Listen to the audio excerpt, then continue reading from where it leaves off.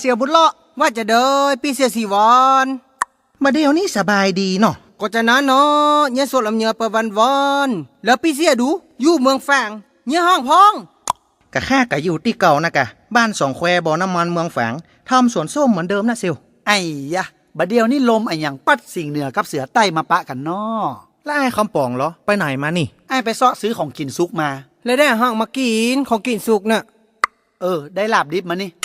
โอ้มันของกินซุกตรงไหนนี่บะเดียนี่นะเดี๋ยวไอ้อย่างบัดเดียบะเดียเนี่ยไอ้อย่างบัดเดียมันคือไอ้อย่างบัดเดียบะเดียวเนี่ยก็คิดยังบอกว่าบัดเดียวนี้บะเดียวนี้อีกอะมาบัดเดียไอ้อย่างบัดเดียวอีกอะบะเดียวนี้ว่าจะขอไอ้คำปองเซาะเมียให้หมู่ผมเขาสองคนผมเขาสองคนบ่มีเมียเตื้อได้กะน้องรักขี้เขาหันก่อนนั่นเมียคนนั่นน่ะไหนน่ะนั่นโอ้ปัดจื่อน้องขันแก้วเมืองพานบ้านมันอยู่บ้านสันพักแคอำเภอพานเจียงไฮ้ปงหน่องพออย่างนอนไม่หวานปงหน่องเมียไอ้คิงนะพออย่างปุ๊กเฮียขอดไว้เมินคิงว่าเหี่ยวตายยุบหยับประเดี๋ยวนี้สู่ขอ2 คนแล้วมันมีไม่ยิงคนเดียวมี3 คนเดียวสู่ขอแข่งกันเนอะว่ามันจะสู้ไผ่จะสอบไผ่ไอ้คิงจะไปละเดี๋ยวลาบจะคายจัดหน้ามีจริงปะกันวันพุกสู่เขา2 คนสิ่งเหนือเสือไตตกลงกันแหมไม่คู่กันดีเพราะมันมีสาวจีชื่อว่าน้องขันแก้วมดใส่ออกแถวชื่อว่าขันแก้วเมืองพาน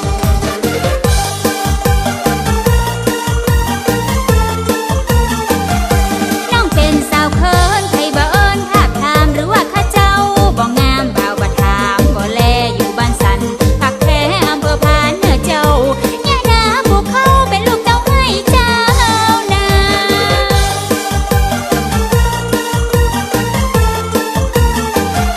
ไอ้จื่อสีวันอยู่เมืองฝางนั่นกาเปิ้นใจ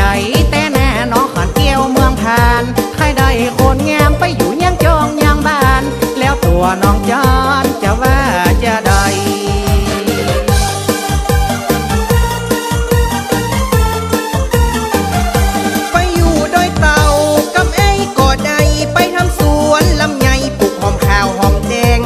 รวยเงินแสนเป็นแม่เลี้ยงใหญ่ดอยเต่ากองทรายบ้านอายมวนงาน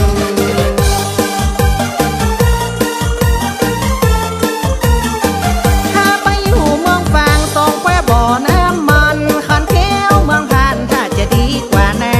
เพราะไอ้เขาแก่เป็นเจ้าของสวนส้ม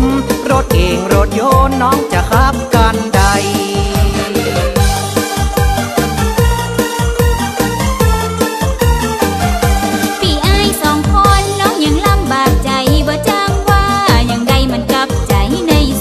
น้องบ่อยากหลอกลวงจุ่มพี่อายน้องจะขอบรรยายให้เขาได้ฟังน้องขันแก้วไปอยู่เมืองฝางบ่อน้ำมันตัวไอ้บ่หรือว่าน้องขันเกียขันแก้วเฮ้ยขันขันแก้วจะไปอยู่โดยเต้ากองทรายบ้านไอ้กะเด้อคือว่าคือห้างคือน้องมีอย่างจะบอกไอ้เขาอ่ะเจ้าน้องก็บอกมาเลยอู้มาเลยคือน้องมีแฟนแล้วเจ้าเฮ้ยฮัลโหลแฟนน้องมาพอดีเลยเฮ้ยสุเขา2 คนลบไปขันแก้วแฟนพี่เว้ย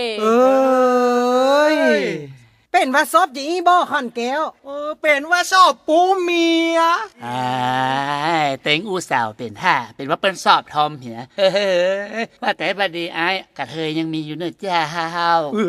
มาเอากบฟ้าผ่าเตี้ยกบบอกเขามินเฮ้ยอีแมงลืบตืด